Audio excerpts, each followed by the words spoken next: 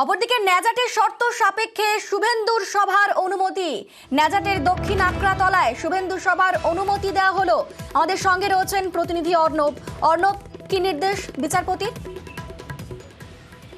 দেখুন, নেজার থানা সন্দেশখালী নেজার থানার অন্তর্গত।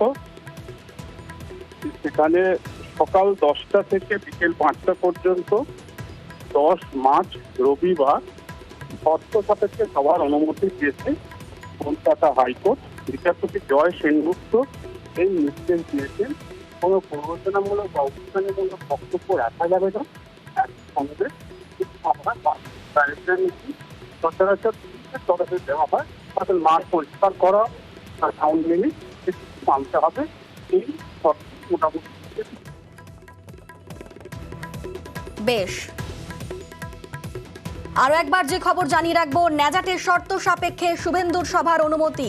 ন্যাজাটের দক্ষিণ আকরাতলায় শুভেন্দুর সভার অনুমতি। রবিবার সকাল 10টা থেকে বিকেল 5টা পর্যন্ত সভার অনুমতি। কোনো উস্কানিমূলক মন্তব্য করা যাবে না। শুভেন্দু অধিকারী সভার অনুমতি বিচারপতি জয় সেনগুপ্তের।